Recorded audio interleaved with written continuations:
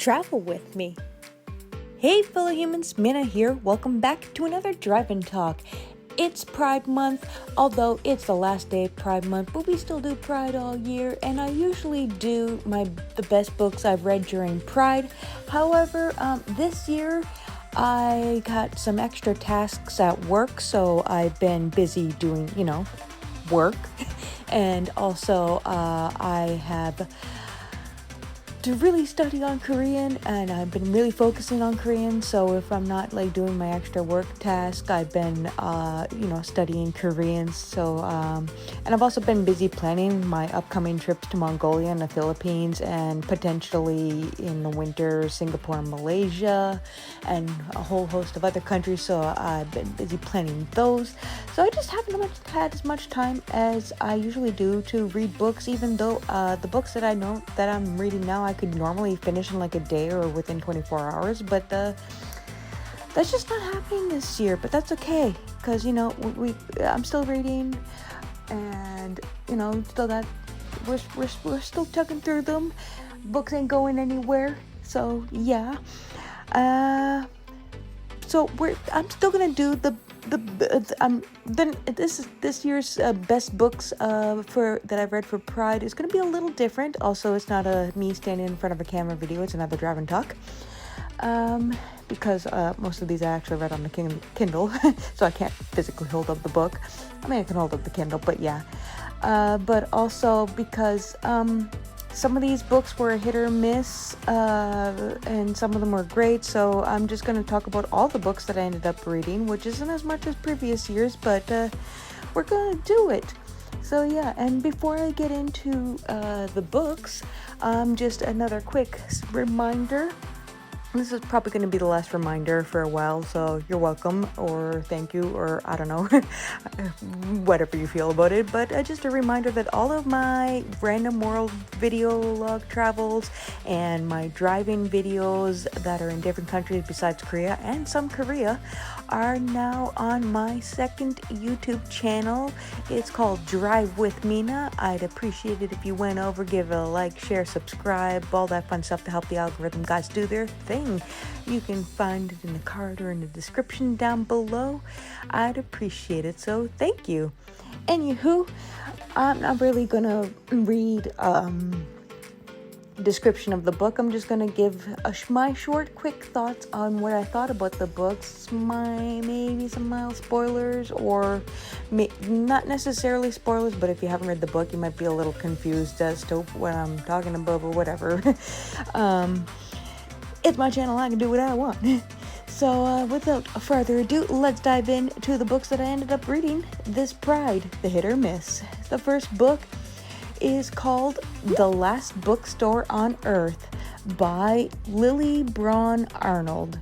So this YA LGBTQ plus dystopian, it's in a bookstore. Sign me up. All of my favorites in one place, because this book takes place in a future where acidic rain or something happened and killed off everyone, and this person, our main character, is in a bookstore. So all of my favorites in one place. Though the pacing was a little slow at times, I found the concept interesting. I loved my read of this book. I didn't care for the climax, however. The last chapter and the epilogue was okay. I would like to say that if an apocalypse ever did happen, there's no way in hell I'd keep working at my retail store job, even if it was in a bookstore. Who does that? I ended up rating this one a 4-star. It was really good, but it just didn't quite hit that 5-star read. The next book on our list is The Pairing by Casey McQuiston. This author wrote Red, White, and Royal Blue, which I read before. I believe it's on one of my Pride videos, I think. I enjoyed that one, but this one was a little hard to rate. It was a little too artsy for me, and totally gave off Call Me By Your Name vibes, by the way, which I really didn't like that book, if I'm being honest. And Theo's point of view didn't hold my interest, but for some reason Kit's did, which is unfortunate because we're 50% of the book we're in Theo's POV, and then we're in Kit's. I don't know, it was weird the author chose to do that, but who am I to say? The rating was going to be a 2, but I didn't end up enjoying the writing. liked the spicy scenes. They were different than the spice I usually read, so that was a nice change. And I loved it when Theo came out as non-binary and kids changed their pronouns so easily, it was like breathing. Love that and need more of that in books and media in general to normalize it being so easy, but otherwise it was my cup of tea. Trying to fit the vibe of the book. Sorry, little pun there. Still not a bad book, just not my usual jam. Although, now that I think about it, I kind of want to rate it 1 star because I totally forget everything that happened. There wasn't much besides like food and sex, really. Also, if you took out the miscommunication trope, this book could have been a lot shorter. It didn't need to be so long. Way too much detail in food and wine, but that's just me. Also, and was it also just me, or were the chapters like 5,000 pages too long? It was a cool concept, each chapter being in a new place, but that meant it took forever to read a single chapter. Again, I gave it originally 3 because it was hard to read, but now I kind of want to rate it at least 2 or 1. So do with that what you will. I prefer Red, White, and Royal Blue, and I think there's other books by this author, but I'm not a fan. I don't know. Anyway, the next book is The Ride of Her Life by Jennifer Dugan.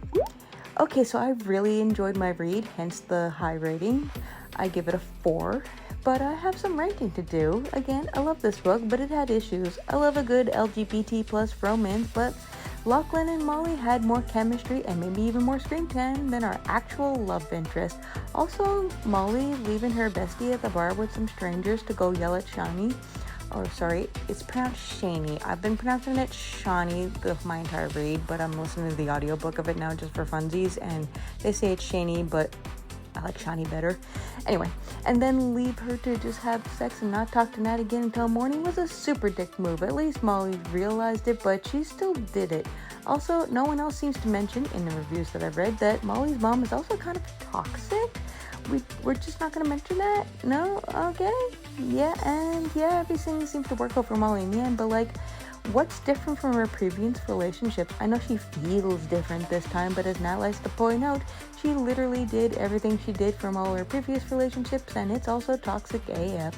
Who's to say she won't tire of Shani, and the horses in a month or 2 when the honeymoon phase wears out? I agree with other reviews. We needed this to be from Shani's point of view. I'm sure there were more, but that's all I can remember for now. Again, loved my read of this book, but there were some issues. And the last one I finished, because we'll get into that in a sec, is Love in Focus by Lyla Lee. The writing is super cheesy, the plot was a little meh, but overall I really enjoyed this. We need more Asian LGBTQ plus rep. Also, I love that the 2 female leads are Korean, and I love all the Korean culture name drops. I live in Korea, so I love seeing Korea being represented in media besides K-drama. Also, I thought that the sex scenes were well done. I never read about gay couple using toys in books, so I'm sure it's been done, I just never read it. So I love seeing that rep as well.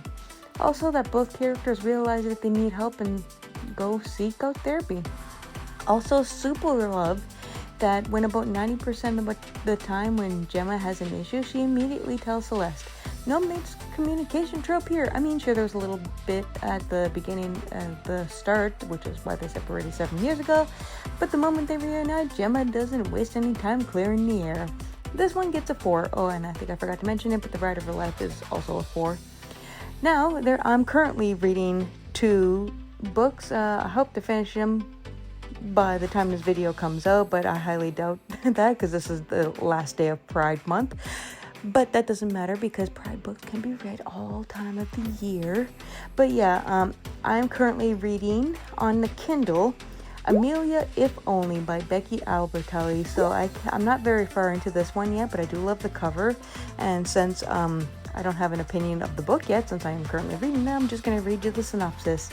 Amelia Applebaum isn't in love with Walter Holland. He just happens to be her favorite moderately famous chaotically bisexual YouTuber who she just happened to invite to prom. But it's fine. No, for real. If you delete the post, it didn't happen.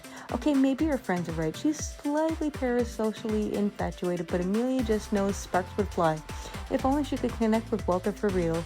If only she could host a if only he would host a meet and greet. If only he were just a short trip away. And if only Amelia could talk to her best friends into making the perfect last hurrah before graduation. Even if her newly single, always cynical, guitars toting best friend Natalie is along for the ride. One thing for sure, all roads lead to butterflies. But what if Amelia's butterflies aren't for Walter at all? And the last book, this is the book I'm physically reading, is Cursed Boys and Broken Hearts by Adam Sass. Grant Rossi is never getting a happily ever after. Ever since he was a kid and made a wish on the family's iconic Russian road, his romantic relationships have been cursed to the end. Following his most recent and extremely public dumping, Grant is languishing a hot Chicago summer, abandoning his beloved design project to sink back into depression. But when his family suggests spending the summer helping his aunt and uncle refurbish the beautiful but rundown B&B vineyard, the home of the wishing rose that changed everything for him, Grant decides to accept, and maybe he can finally find a way to recover his creative spark and break his curse. But things at the vineyard are not what Grant expects. This place is almost total despair, and even worse, the person his relative hired to help is his former childhood crush, the boy who broke his heart. As their chemistry sparks and the summer heats up, the wedge between them can't be ignored. But while they race to restore the B&B in time for the beloved local Rose Festival, grumpy but lovable Ben starts to break through Grant's carefully crafted defenses. Can Grant find a way to recover his curse and open his heart, even when it's broken? Guess we'll have to keep reading to find out, because I'm still reading this book as well. I do have more books that I planned on reading this Pride, but I'm just gonna, read them and probably include them in the best books or worst, who knows, at the end of the year, or save them for next year's Pride. I don't know. We'll see how we feel. But how about you guys, my fellow humans?